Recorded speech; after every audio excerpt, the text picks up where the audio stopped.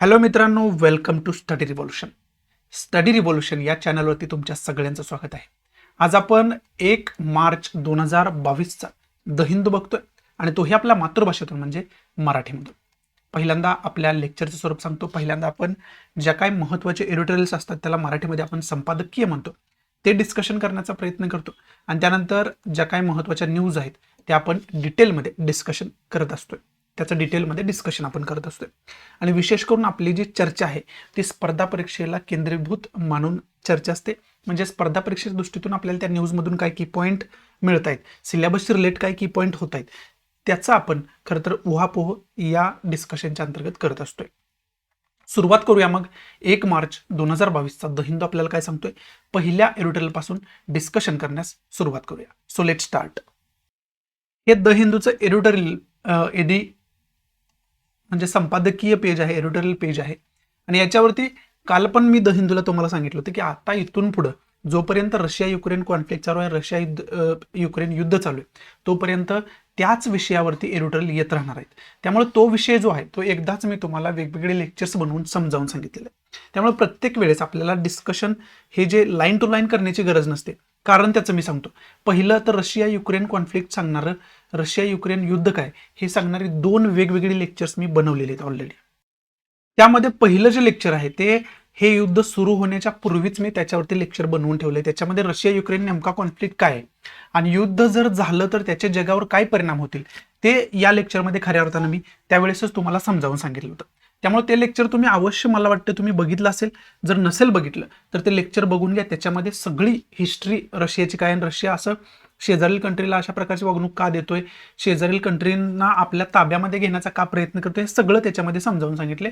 आणि त्याचबरोबर इंडियाचा त्याच्यामध्ये काय स्टेप आहे, इंडियाचा त्याच्यामध्ये आतापर्यंत काय स्टेक राहिलेलं आहे, हे सगळं त्याच्यामध्ये समजावून सांगण्याचा प्रयत्न केला.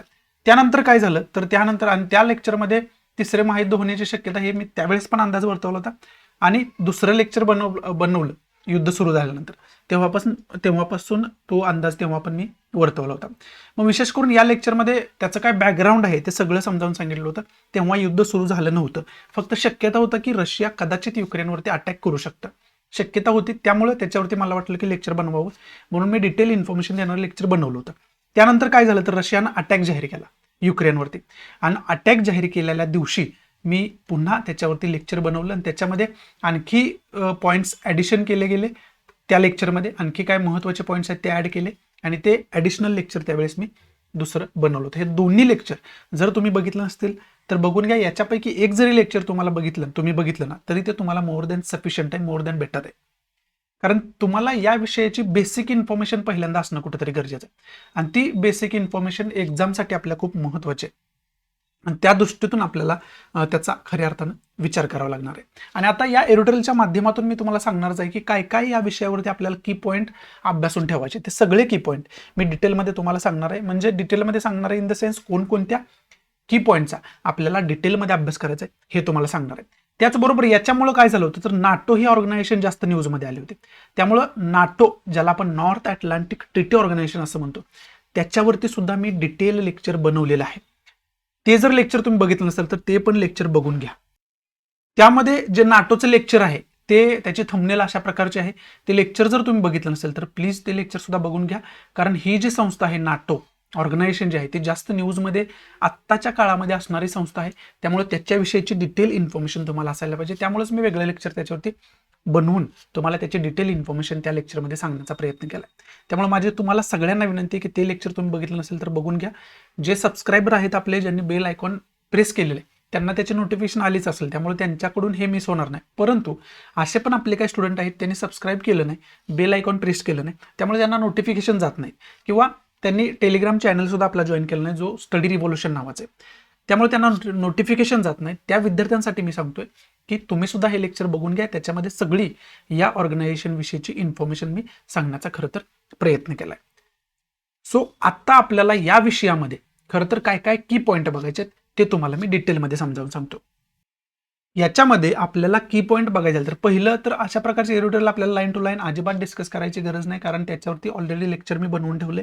ते लेक्चर बघून ठेवा.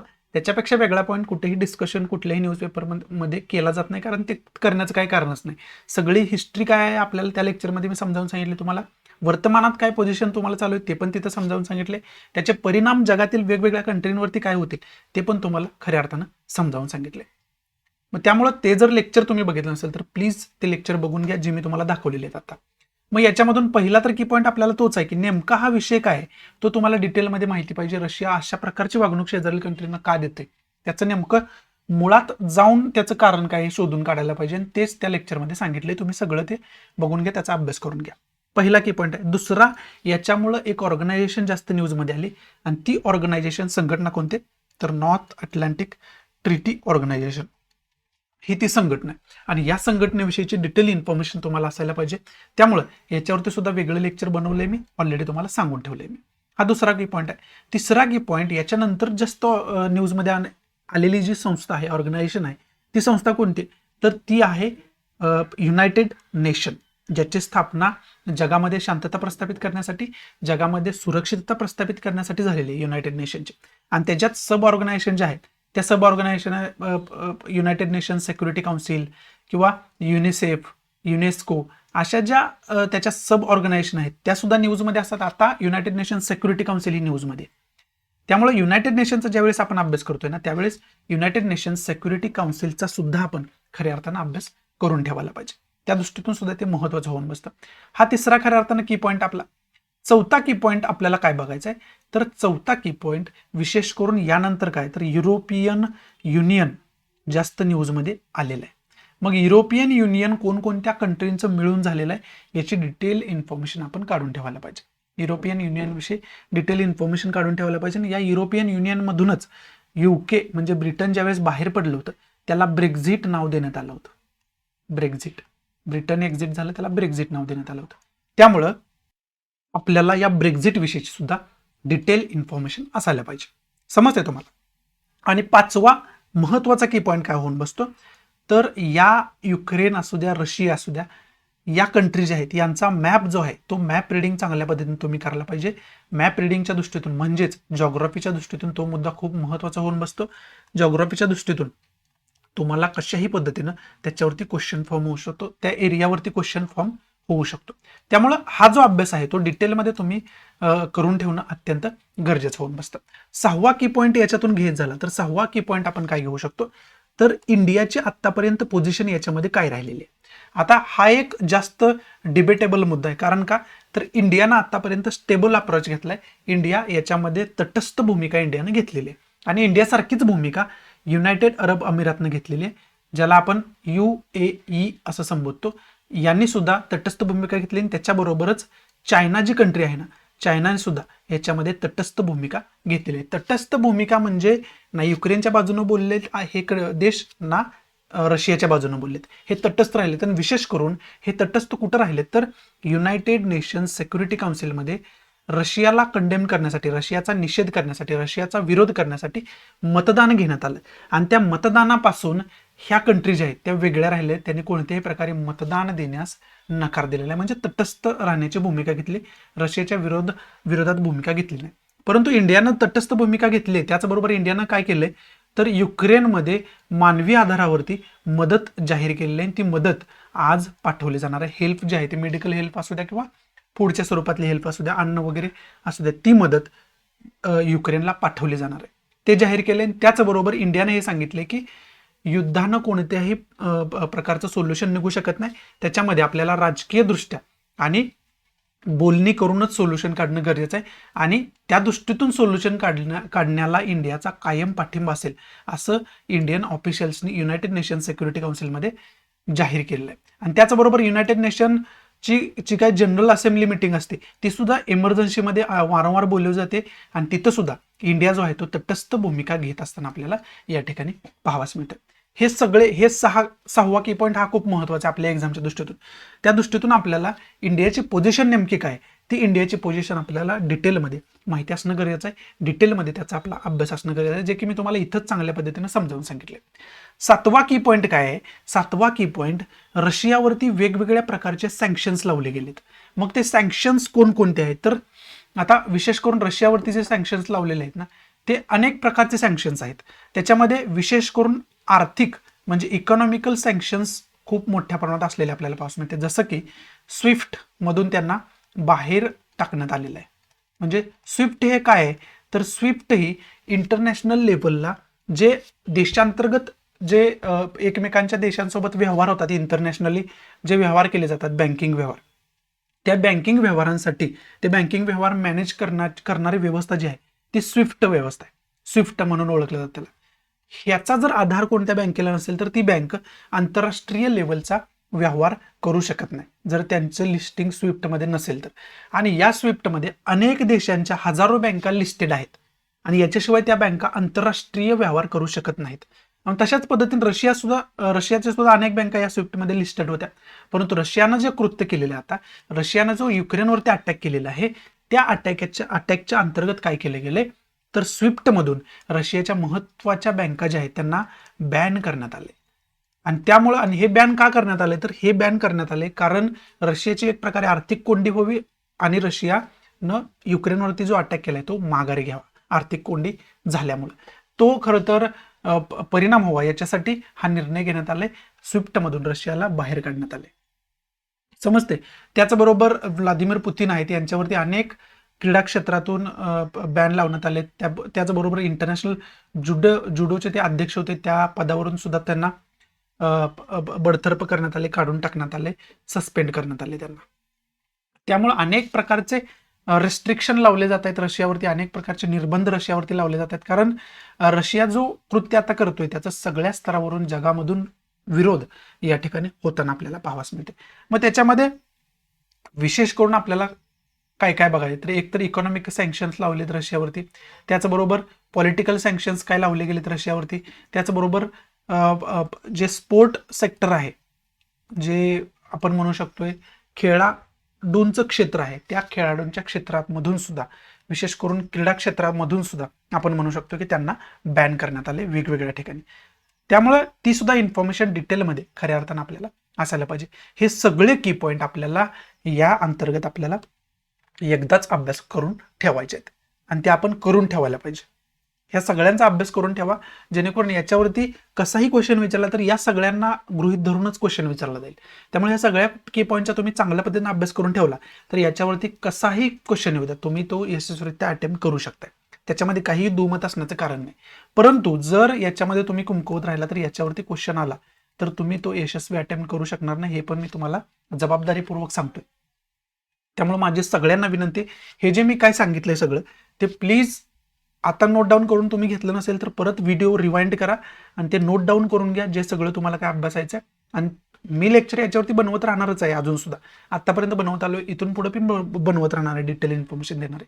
तोपर्यंत तुम्ही जे काय अवेलेबल आहे आपल्या प्लॅटफॉर्मवरती त्याचा पण फायदा घ्या, तुमच्या परीनं पण त्याचा अभ्यास करून ठेवा आणि भविष्यामध्ये जे लेक्चर येणार आहेत त्याच्यात तर तुम्हाला फायदा होणारच आहे.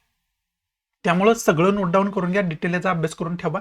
सगळं याच्यावरती काही क्वेश्चन कसा जरी विचारला तरी तुम्हाला तो टॅकल करता आला पाहिजे, कारण या विषयावरती येणाऱ्या 2 वर्षामध्ये स्पर्धा परीक्षेमध्ये प्रश्न येणार म्हणजे येणार, हे 100%. याच्यामध्ये काहीच दुमत असण्याचं कारण नाही. तो कोणत्याही अँगलने येईल पण क्वेश्चन याला टच करणारा क्वेश्चन येणार, यात काय दुमत असण्याची कारण नाही. विशेष करून क्वेश्चन मला वाटतं इंडियाची पोझिशन याच्यामध्ये काय आहे ना त्याच्यावरती क्वेश्चन मेन्सला, युपीएससीच्या पोरांसाठी सांगायचं झालं तर मेन्सला विचारला जाऊ शकतो. आणि सगळ्या स्पर्धा परीक्षेच्या पोरांचे जर प्री बघितले तर प्रीसाठी मग NATO, United Nation Security council, United nation, European union काय आहे, जॉग्राफी त्या युक्रेन कंट्रीची काय, रशियन कंट्रीची काय आहे, हे याच्यावरती क्वेश्चन येण्याचे चान्सेस जास्त होऊन बसतात. त्यामुळे आणि स्विफ्ट वगैरे वरती विचारला जाईल, स्विफ्टवरती क्वेश्चन विचारला जाईल, मल्टिपल चॉईस क्वेश्चन. त्यामुळे हे जे सगळे फॅक्च्युअल इन्फॉर्मेशन आहे, काय टेक्निकल इन्फॉर्मेशन आहे, ही सगळी इन्फॉर्मेशन तुम्ही काढून ठेवण्यासाठीच मी तुम्हाला हे सगळा पसारा सांगितलाय जो की तुम्हाला माहिती असायला पाहिजे. समजते तुम्हाला? बाकी याच्यामध्ये इम्पॉर्टंट असं काय नाही. एरोटेल जर बघितलं तर एरोटेलमध्ये एकच मुद्दा गाजतोय, तो म्हणजे रशिया युक्रेन कॉन्फ्लिक्ट. आणि न्यूज जरी बघितला तरी सुद्धा एकच मुद्दा गाजतोय, तो म्हणजे रशिया युक्रेन कॉन्फ्लिक्ट. त्यामुळे या ठिकाणी एरोटेल मधलं जे काय महत्वाचं होतं हे सगळं तुम्हाला मी इथं सांगण्याचा प्रयत्न केलाय. आता ज्या काय महत्वाच्या न्यूज आहेत त्या आपण डिस्कस करायला सुरुवात करूया. So let start. पहिली आपली जी न्यूज आहे ती न्यूज सेम विषयावरती आहे, तो म्हणजे रशिया युक्रेन कॉन्फ्लिक्ट. या सेम विषयावरती ती न्यूज असलेली खऱ्या अर्थानं आपल्याला पाहावंच मिळते. मग याच्यामधून आपल्याला काय काय की पॉईंट बघायचे ते सगळं तुम्हाला एरोटेलच्या डिस्कशनमध्येच मी समजावून सांगितले आणि हे अनेक वेळा समजावून सांगितले. हे काही एकदा आजच फक्त तुम्हाला समजावून सांगितलं अशातला भाग नाही. याच्या अगोदरच्या द हिंदू डिस्कशनमध्ये सुद्धा तुम्हाला सगळं समजावून सांगितलं आणि त्याचं कारण हेच आहे की आपण ऑलरेडी त्याच्यावरती लेक्चर बनवून ठेवलेलं आहे. त्यामुळे 2-3 दिवसाचा जर द हिंदू बघितलं तर त्याचं डिस्कशन खूप छोटंसं होताना आपल्याला पाहावयास मिळते. 25 मिनिटाचं 30 मिनिटाचं डिस्कशन होताना आपल्याला पाहावयास मिळते. त्याचं कारण तेच आहे की हा इश्यू जो आहे तो वेगळ्या लेक्चरमध्ये मी मुद्दामून त्याच्यावरती वेगळे लेक्चर बनवलेत, कारण तो मुद्दा जो आहे तो खूप महत्त्वाचा मुद्दा आहे, खूप इम्पॉर्टंट मुद्दा आहे आणि त्याच्याकडे आपल्याला स्पर्धा परीक्षा दृष्टीतून बघणं गरजेचं आहे आणि खूप जास्त गरज आहे त्याची, कारण त्याच्यावरती कशाही पद्धतीने क्वेश्चन फॉर्म होऊ शकतो. त्यामुळं खऱ्या अर्थानं आपल्याला त्याचा डिटेलमध्ये अभ्यास करायलाच पाहिजे. त्यामुळे त्या दृष्टीतून आपण खरं तर त्याचा अभ्यास करायला पाहिजे.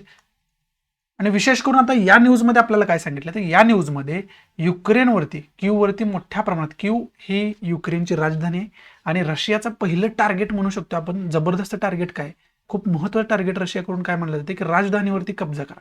आणि कोणत्याही देशाच्या राजधानीवरती म्हणजे कॅपिटलवरती जर कब्जा होत असेल तर त्या देशावरती कब्जा झाला असं मानलं जातं. राजधानीचं एवढं महत्त्व असतं आणि ह्या राजधानीवरचा कब्जा जो आहे तो रशिया जास्तीत जास्त 2 ते 3 तासामध्ये घेईल असं जगातील तज्ज्ञांकडून म्हटलं जायचं.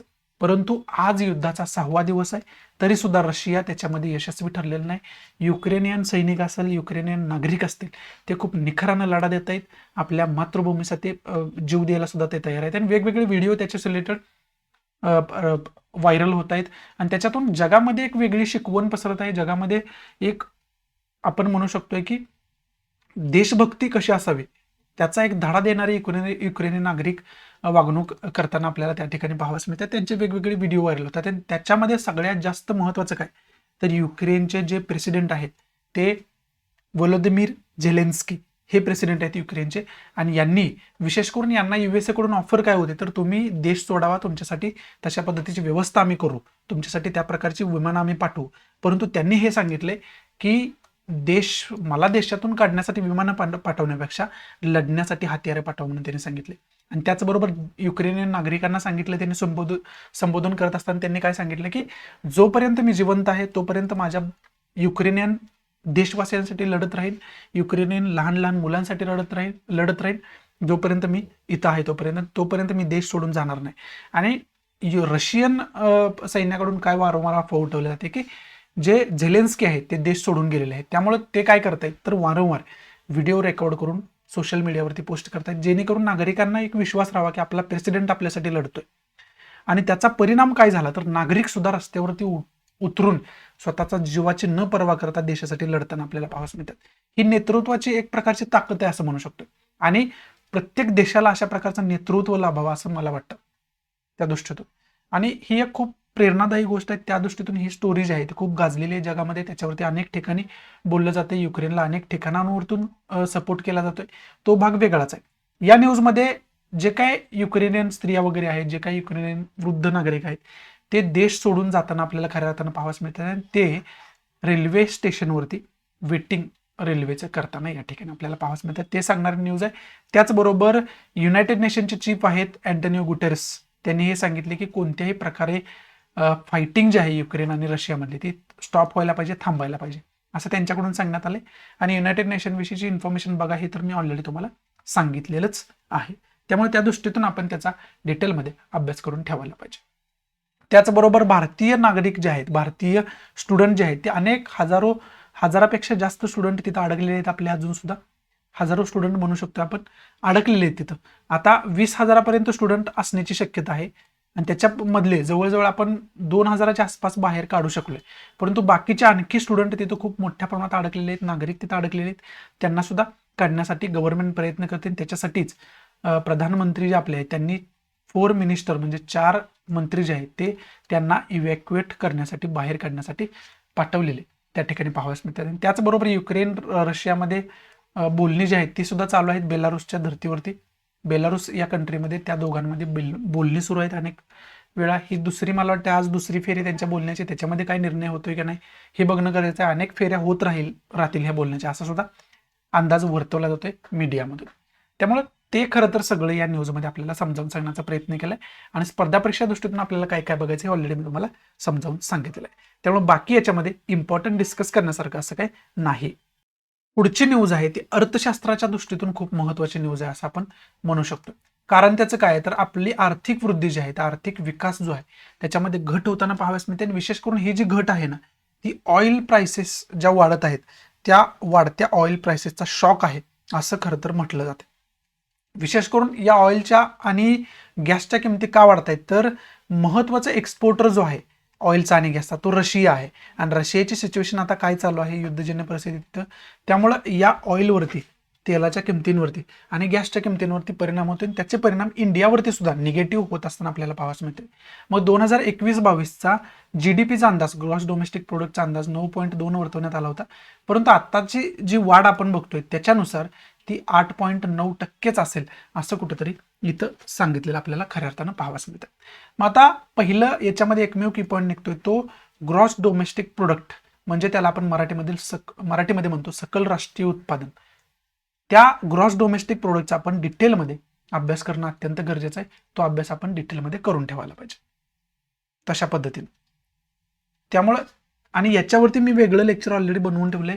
आपली इम्पॉर्टंट कॉन्सेप्ट नावाची प्लेलिस्ट आहे. त्या इम्पॉर्टंट कॉन्सेप्ट नावाच्या प्लेलिस्टमध्ये तुम्ही जाऊन तुम्हाला हे लेक्चर बघणं अत्यंत गरजेचं आहे. ते लेक्चर बघून घ्या. तिथं अनेक कॉन्सेप्ट मी समजावून सांगितलेले असतात थोड्या वेळामध्ये. अनेक लेक्चर तुम्हाला तिथं पाहावयास मिळतील, विशेष करून इकॉनॉमीच्या कॉन्सेप्ट्स. त्यामुळे इतर कॉन्सेप्ट जरी तुम्हाला काही कन्फ्युजन असेल तरी सुद्धा त्या इतर कॉन्सेप्ट सुद्धा तुम्हाला त्या प्लेलिस्टमध्ये सापडतील. परंतु आता या न्यूजच्या अंतर्गत तुम्हाला GDP हे मराठीमधून चांगल्या पद्धतीने समजून घेणं गरजेचं आहे. त्यामुळं ते जे इम्पॉर्टंट कॉन्सेप्ट नावाची प्लेलिस्ट आहे तिथं जाऊन हे लेक्चर नक्की बघा, जेणेकरून सगळी GDP विषयीची इन्फॉर्मेशन तुम्हाला तिथं मिळून जाईल. बाकी याच्यामध्ये डिस्कस करण्यासारखं असं काही नाही आहे. पुढची न्यूज आहे inter governmental panel on climate change related. आणि विशेष करून हे जे इंटर गव्हर्नमेंटल पॅनल आहे ते क्लायमेट चेंज रिलेटेड रिपोर्ट्स देत असतं. आणि आताच्या काय सूचना आहेत त्याच्यामध्ये त्यांनी सांगितले की जे वाढतं ग्लोबल वॉर्मिंग आहे, जागतिक तापमान वाढ आहे, त्या वाढत्या जागतिक तापमानामुळं खऱ्या अर्थानं अनेक प्रकारचे हजार्डस आपल्याला आपत्ती निसर्गाच्या पाहाव्यास मिळणार आहेत. आणि त्यामध्ये विशेष करून इंडियाला उद्देशून सुद्धा खऱ्या अर्थाने त्यांनी हे सांगितलेलं आहे. आणि इतर ऑल स्टेट म्हणजे इतर कंट्रीज आहेत त्या ऑल कंट्रीमध्ये अशा प्रकारचे हजार्डस इथून पुढे सुद्धा आपण जर ग्रीनहाऊस गॅस एमिशन कमी केलं नाही, म्हणजे कार्बन एमिशन आपण कमी केलं नाही, तर आपल्याला आणखी मोठ्या प्रमाणात इथून पुढे सुद्धा अशा प्रकारचे आपत्ती आहेत त्यांना सामोरं जावं लागेल. अशा प्रकारचे जे पुरासारखी परिस्थिती वगैरे होते त्यांना सामोरं जावं लागेल असं या रिपोर्टमध्ये सांगितलं आपल्याला पाहावयास मिळते. मग आता आपल्याला याच्यातून एकच की पॉईंट निघतोय तो म्हणजे inter governmental panel on climate change हे काय आहे, याची स्थापना कधी झाली होती, हे रिपोर्ट आतापर्यंत किती दिलेले आहेत ह्यांनी, ही सगळी इन्फॉर्मेशन आपल्याला असायला पाहिजे. हा पहिला की पॉईंट खरं तर एकमेव महत्त्वाचा आहे म्हणू शकतोय. आणि दुसरा जर आपल्याला फॉर्म करायचाच झाला तर आपण ग्लोबल वॉर्मिंगला कारणीभूत असणारे जे गॅसेस आहेत त्या गॅसेसची इन्फॉर्मेशन आपल्याला असायला पाहिजे. मग त्याच्यामध्ये CO2 सगळ्यात जास्त महत्त्वाचा आहे आणि त्याचबरोबर मिथेन आहे, इतर महत्त्वाच्या गॅसेस आहेत त्यांची लिस्ट खऱ्या अर्थानं आपल्याला डिटेलमध्ये इथं माहिती असणं अत्यंत गरजेचं आहे. त्या लिस्टचा आपण डिटेलमध्ये अभ्यास करून ठेवायला पाहिजे. बाकी या न्यूजमध्ये इम्पॉर्टंट असं काय नाहीये. त्यामुळे पुढची महत्त्वाची न्यूज कोणते बघूयात आपण. पुढची न्यूज आहे ती एक्सटर्नल अफेअर मिनिस्ट्रीशी रिलेटेड आहे.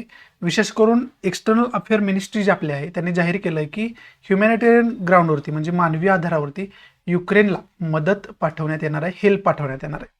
ते इथं तो आपल्याला सांगण्याचा खरं तर प्रयत्न केला गेला आहे. मग याच्यातून विशेष करून इंटरनॅशनल रिलेशनचा जर आपण विचार केला तर इंटरनॅशनल रिलेशनच्या दृष्टीतून आपण आत्तापर्यंत आपले युक्रेनसोबतचे आणि विशेष करून युरोपियन कंट्रीसोबतचे रिलेशन कसे आहेत आणि रशियासोबतचे रिलेशन कसे आहेत हा एक वेगळा की पॉईंट डिस्कस करू शकतो, अभ्यास करू शकतो. बाकी याच्यामध्ये इम्पॉर्टंट काय नाही, अगोदरच तुम्हाला सांगितलं हेल्प पाठवलं जाणार आहे म्हणून.